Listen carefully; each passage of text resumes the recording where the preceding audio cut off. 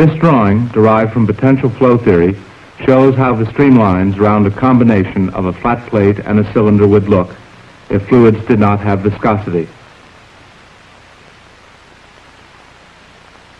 When a real fluid, water, flows around the same shape, the flow is quite different.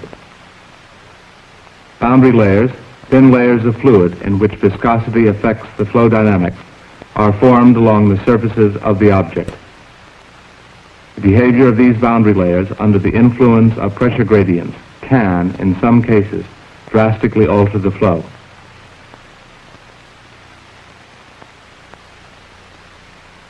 This streamline pattern is very nearly what one would predict from inviscid flow theory. Because the Reynolds number is large, influences of viscosity are confined to a narrow region close to the surface of the wing. The primary effect of viscosity is simply to create a drag force on the wing through the integrated effect of surface shear stress.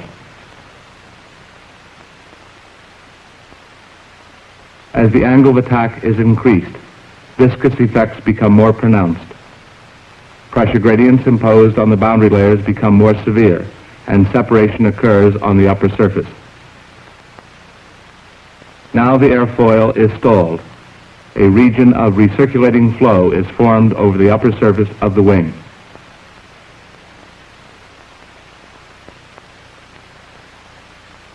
In order to understand how viscous forces can influence the entire flow field, we shall look at what causes boundary layers, how they grow, how they respond to pressure gradients, and the difference in behavior of laminar and turbulent layers.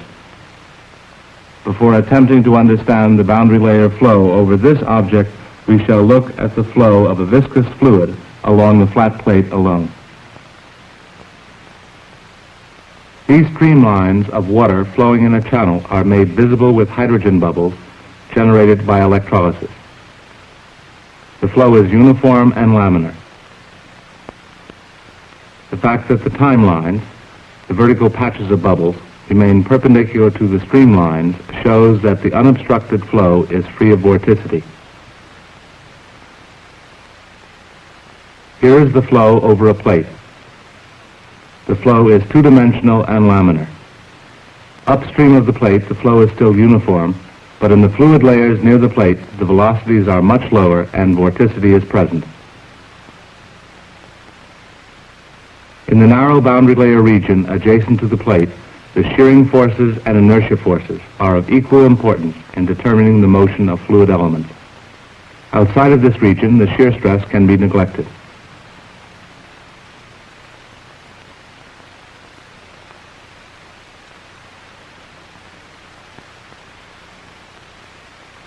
The thickness of the boundary layer increases along the length of the plate. Fluid deceleration is transferred from one fluid layer to another by viscosity.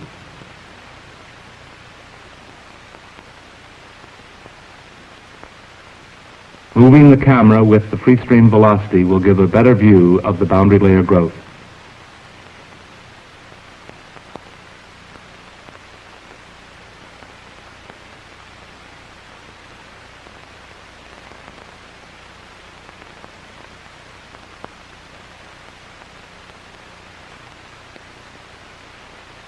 The velocity throughout the boundary layer is less than that in the free stream.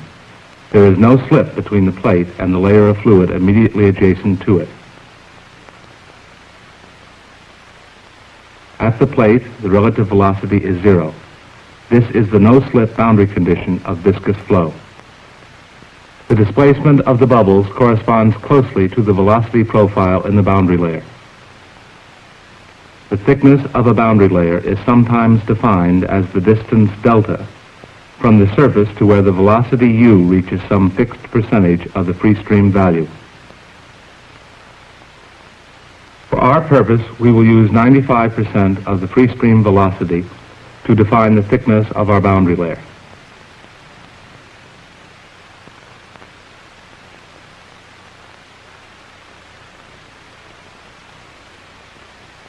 The gradient of the velocity normal to the wall, delta u by delta y, times the viscosity mu is the wall skin friction or shear stress tau.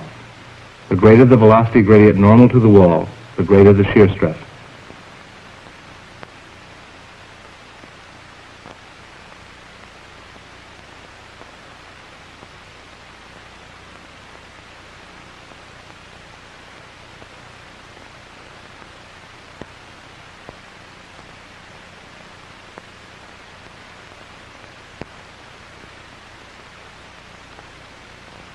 Upstream, the velocity gradient is fairly large.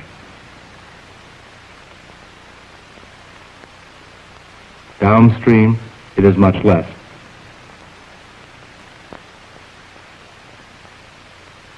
This composite photograph compares the two velocity profiles. The smaller gradient downstream indicates the wall shear stress decreases along the plate. The growth of the boundary layer thickness along the plate can be explained by considering the time history of the vorticity within the boundary layer.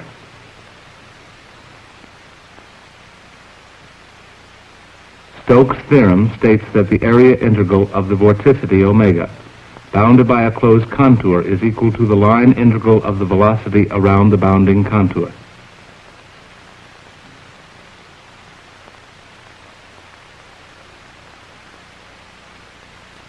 The circulation gamma is the sum of the vorticity enclosed by the contour.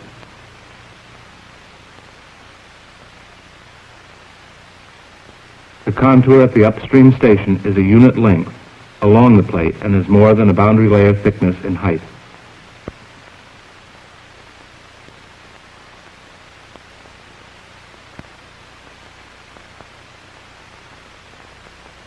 At the top, the local velocity is parallel to the contour, but in the opposite sense.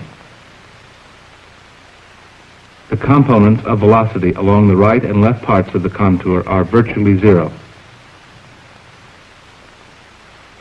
Because there is no slip, the velocity contribution to the circulation at the surface is in fact zero.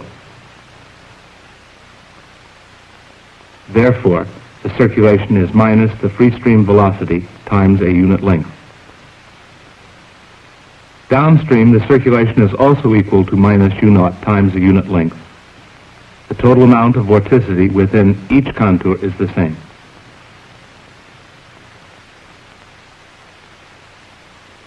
Because there is no vorticity upstream of the plate, and because the circulation per unit length along it is constant, we conclude that all of the vorticity in its length.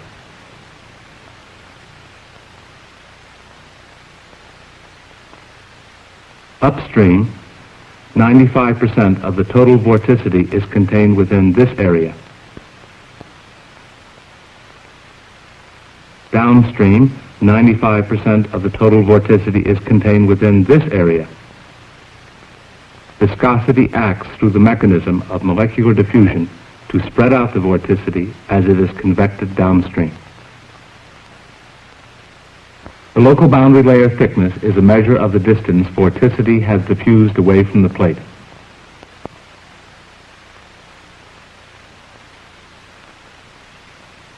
We can relate the factors controlling this growth process in the following simplified manner.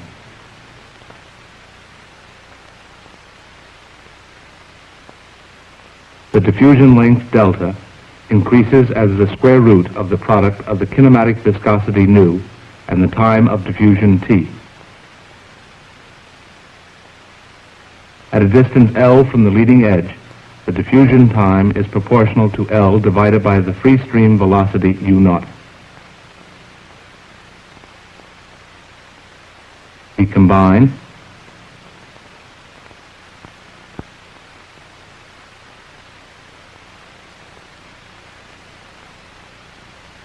so delta over L is proportional to 1 over the square root of the Reynolds number.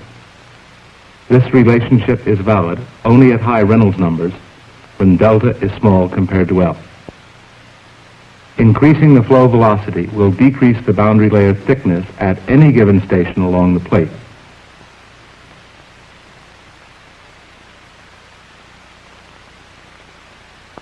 To see this effect, here is the normal flow.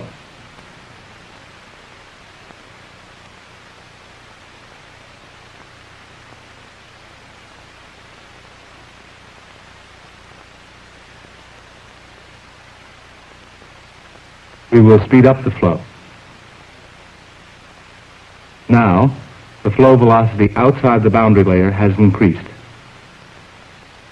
At any position along the plate, the boundary layer thickness is now less than before, because with a higher mainstream velocity, the boundary layer has had less time to grow.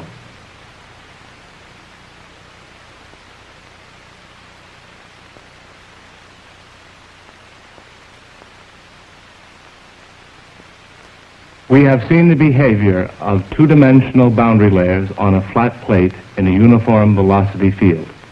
So far, the pressure gradients in the flow direction have been negligibly small. However, in most flow situations, there are regions of decreasing pressure and regions of increasing pressure in the flow direction. We will examine these two flow situations separately. First, the case of a decreasing pressure or favorable pressure gradient in the flow direction. We will use this 2-to-1 flow contraction and watch the boundary layer along the flat side.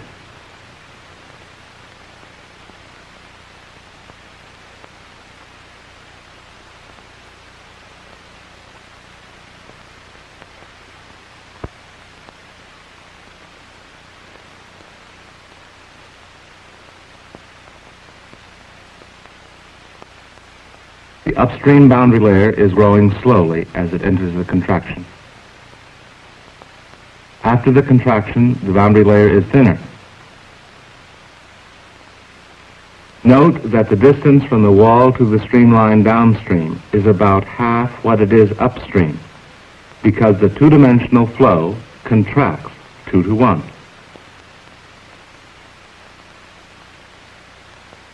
In the contraction, the effect of the pressure gradient in the boundary layer is to enhance the already high shear stress or vorticity concentration very near the wall.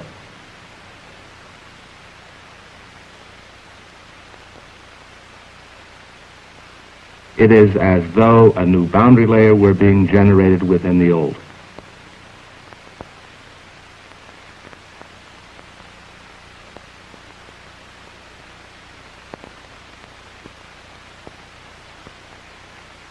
The combined profile at the exit is relatively thinner because there has been little time for growth of the new boundary layer by viscous diffusion.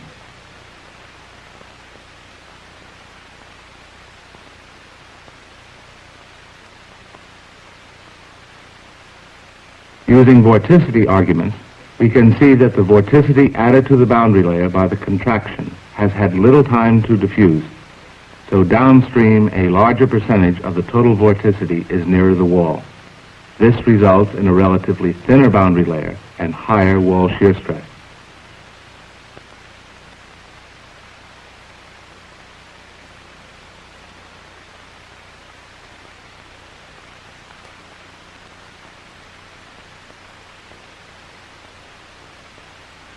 On the other hand, in a divergent channel, the boundary layer becomes thicker, with a corresponding decrease in wall shear stress.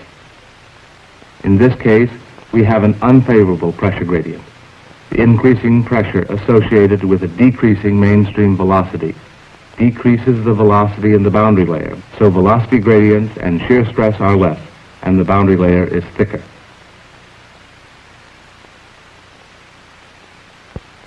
At a larger angle, the decrease in velocity is so great that somewhere along the wall, the velocity gradient normal to it becomes zero, accompanied by a local reversal of flow immediately downstream of the point. The fluid, which was in the upstream boundary layer, is no longer in contact with the wall and is separated from it by a region of reversed or recirculating flow. The boundary layer is said to have separated.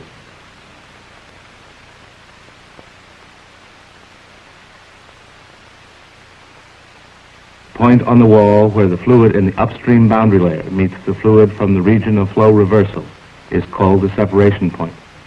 The wall shear stress is zero there. Here, the point of separation of the laminar boundary layer is near the first wire.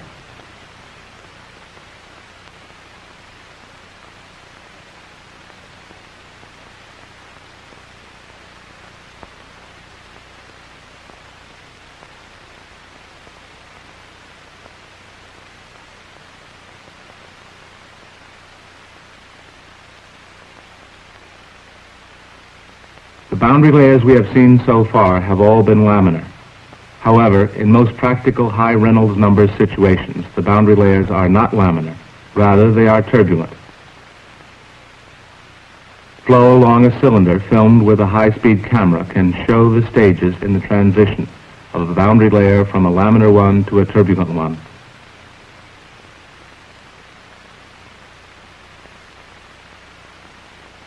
A slight adverse pressure gradient causes transition to occur within the field of view. The steps in the transition are very complicated and interdependent.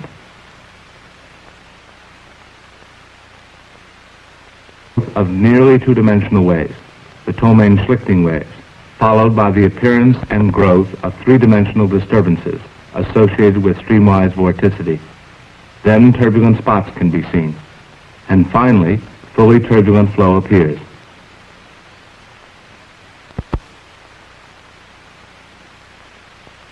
Here, the exact position where growth of two-dimensional disturbances begins depends on random small-scale fluctuations in the flow, and therefore varies with time in a random way.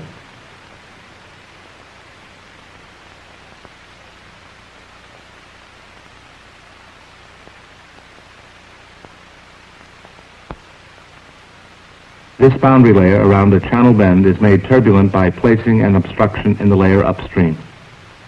The obstruction stimulates the naturally occurring processes and hastens the onset of transition. The flow here is all downstream.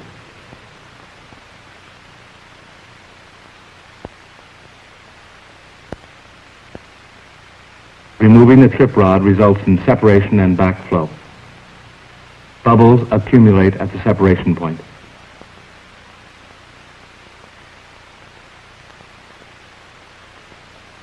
In this diffuser, which was used before, we have made the bottom boundary layer turbulent by inserting a trip rod upstream. The turbulent boundary layer is able to withstand the adverse pressure gradient in the diffuser, while the laminar layer along the top wall is separated, allowing reverse flow.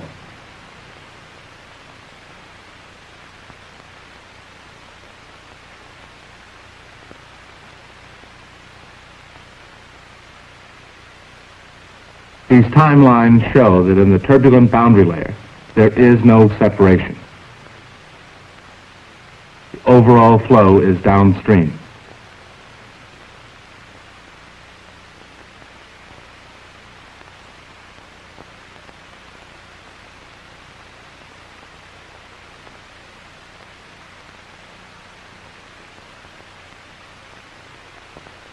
To see why a turbulent boundary layer can withstand a larger unfavorable pressure gradient without separating, we shall again examine the flow along a flat plate.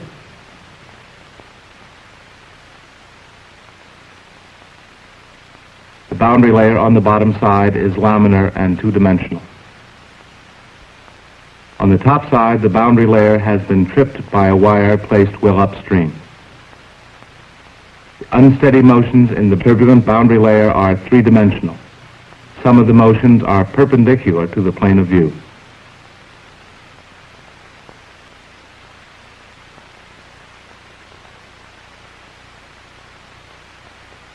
These timelines correspond closely to the instantaneous velocity profiles for the two types of boundary layers.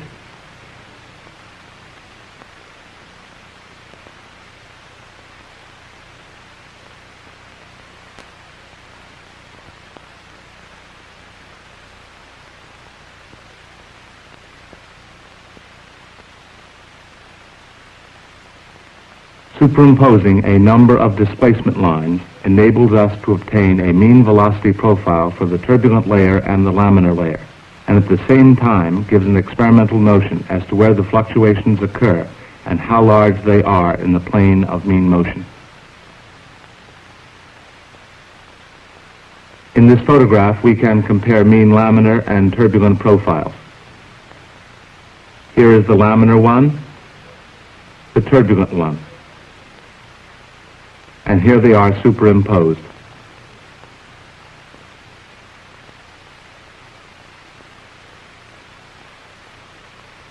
The velocity gradient normal to the plate is larger for the turbulent layer, and it therefore has a larger wall shear stress or drag.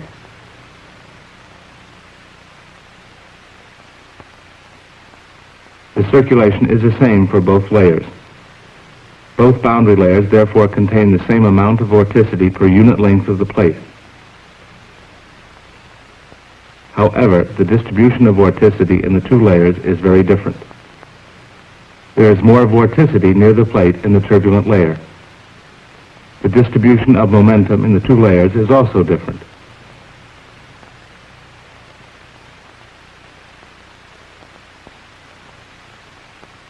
In the turbulent layer, high momentum fluid is moved toward the plate, and low momentum fluid is moved away from the plate by unsteady, random motions. There are larger shear stresses and more momentum in the turbulent boundary layer than in the laminar layer, and the turbulent boundary layer is slightly thicker. In the diffuser, the turbulent boundary layer along the bottom wall does not separate, while the laminar one does, because the three-dimensional interchange between regions of high and low momentum fluid in the turbulent layer is more effective than the molecular diffusion in the laminar layer.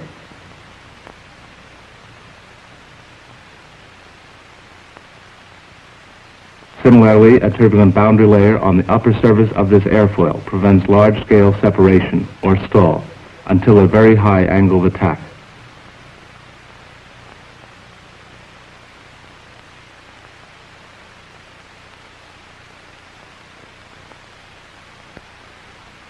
The blades along this wing are called vortex generators.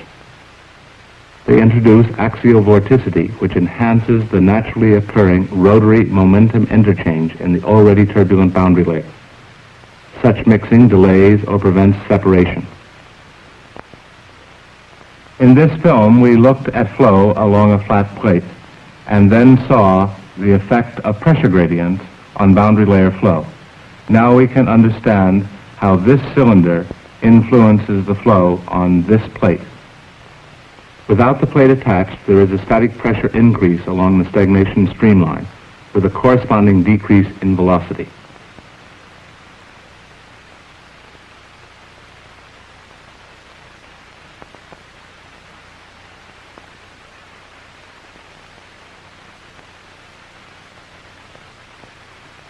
When the plate is attached, a positive pressure gradient is imposed along the plate in the flow direction. This unfavorable pressure gradient causes boundary layer separation, and the flow field is radically altered.